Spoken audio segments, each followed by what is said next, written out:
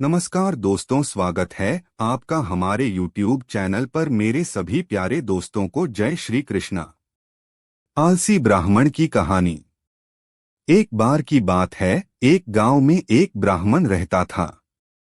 वह सुबह उठता, नहाता, पूजा करता, खाना खाता और फिर सो जाता था। उसके पास किसी भी चीज की कमी नहीं थी। एक बड़ा खेत, खाना पकाकर देने वाली एक सुंदर सी पत्नी और 2 बच्चों का अच्छा परिवार था। सब कुछ होने के बाद भी ब्राह्मण के घरवाले एक बात से बहुत परेशान थे।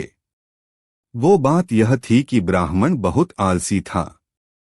वो कोई भी काम खुद नहीं करता था और दिन भर सोता रहता था। एक दिन बच्चों का शोर सुनकर ब्राह्मण जाग गया और उसने देखा कि उसके दरवाजे पर एक साधु महाराज आए हैं। ब्राह्मण और उसकी पत्नी ने साधु महाराज का स्वागत किया और उन्हें भोजन कराया। भोजन के बाद ब्राह्मण ने साधु की खूब सेवा की। साधु महाराज उनकी सेवा से बहुत प्रसन्न हुए और उन्हें वरदान मांगने को कहा। ब्राह्मण ने वरदान मांगा कि मुझे कोई भी काम न करना पड़े और मेरी जगह कोई और मेरा काम कर दे। तब साधु उसे वरदान में एक जिन्न देते हैं और साथ में यह भी कहते हैं कि जिन्न को हमेशा व्यस्त रखना। अगर उसे काम नहीं दिया तो वो तुम्हें खा जाएगा।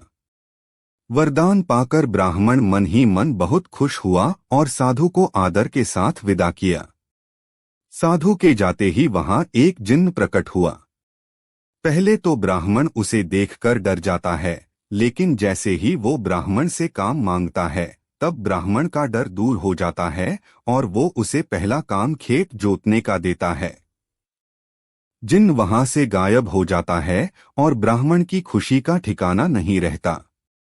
कुछ ही देर में जिन्न फिर आ जाता है और बोलता है कि खेत जोत दिया, दूसरा काम दीजिए।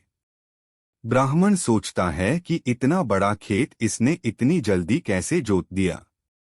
ब्राह्मण इतना सोच ही रहा था कि जिन्न बोलता है कि जल्दी मुझे काम बताओ, नहीं तो मैं आपको खा जाऊंगा। ब्राह्मण डर जाता है और बोलता है कि जाकर खेतों में सिंचाई करो। जिन्न फिर वहां से गायब हो जाता है और थोड़ी ही देर में फिर आ जाता है। जिन्न आकर बोलता है कि खेतों की सिंचाई हो गई, अब अगला काम बताइए। ब्राह्मण एक एक कर सभी काम बताता जाता है और जिन्न उसे चुटकियों में पूरा कर देता है। ब्राह्मण की पत्नी यह सब देख रही थी और अपने पति के आलसीपन पर चिंता करने लगी। शाम होने के पहले ही जिन्न सभी काम कर देता था। सब काम करने के बाद जिन्न ब्राह्मण के पास आ जाता और बोलता कि अगला काम बताइए, नहीं तो मैं आपको खा जाऊंगा। अब ब्राह्मण के पास कोई भी काम नहीं बचा जो उसे करने के लिए कह सके। उसे चिंता होने लगी है और वह बहुत डर जाता है।